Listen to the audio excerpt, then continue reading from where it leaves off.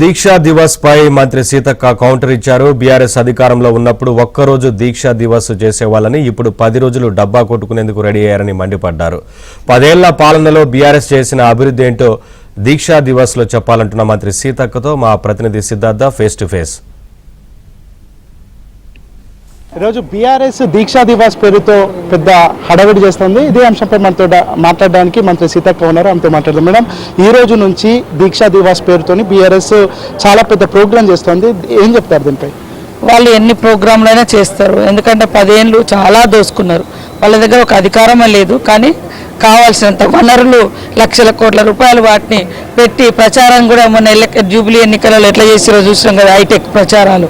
కాబట్టి వాళ్ళ 10 ఏళ్ళు వాళ్ళు ఏం చేసిరో ఈ దీక్షా దివాస్ రోజు చెప్పుకోవాలి. మీరు వాస్తవానికి ప్రజల యొక్క జీవన ప్రమాణాలు ఏం పెంచారు, ఇస్తారన్న వాగ్దానాలు ఏమేమి డోకా చేసిర్రు అవన్నీ కూడా చెప్పుకుంటూ దీక్ష చేస్తే బాగుంటుందని వాళ్ళకు విజ్ఞప్తి. అంటే ఇటు అసెంబ్లీకి రావట్లేదు, ప్రజా సమస్యలను అడ్రస్ చేయట్లేదు, కనీసం ఈ రోజైనా ఆయన చేసినటువంటి ఘనకార్యాన్ని ఆయననే చెప్పుకునే అవకాశం ఉంది. ఇట్లాంటి సమయంలో కూడా కేసీఆర్ బయటకు ఎందుకు రావట్లేదు?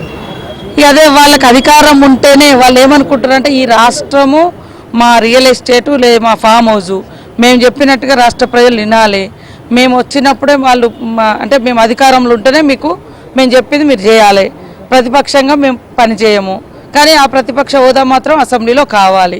ఇట్లా ఉంటుందా? ఎవరైనా నాయకులు ఓడినా గెలిచినా పబ్లిక్లో ఉండేవాళ్ళు ప్రజానాయకులు. ఇవాళ తెలంగాణ వచ్చిన తర్వాత వాళ్ళేం ఉద్యోగాలు ఇవ్వలే, వాళ్ళ 10 ఏళ్ళలో 80,000 ఉద్యోగాలు కూడా ఇవ్వలే. ఇంటికో ఉద్యోగం అన్నారు, అవి రాలే. ఇల్లులు రాలే, దళిత ముఖ్యమంత్రి రాలే.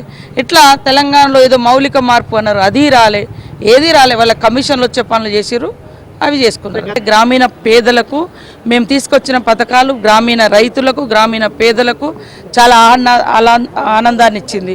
మేము గెలిచింది కూడా అత్యధికంగా గ్రామీణ ప్రాంత ఎమ్మెల్యేలతోటే. కాబట్టి ఖచ్చితంగా గ్రామీణ ప్రాంత ప్రజల యొక్క ఆకాంక్షలను గౌరవించి ముందుకెళ్తున్నాం.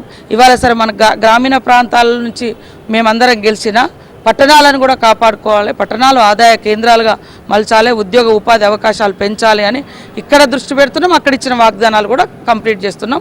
కాబట్టి గ్రామీణ ప్రాంతాల్లో కాంగ్రెస్కే జయకొడుతున్నారు.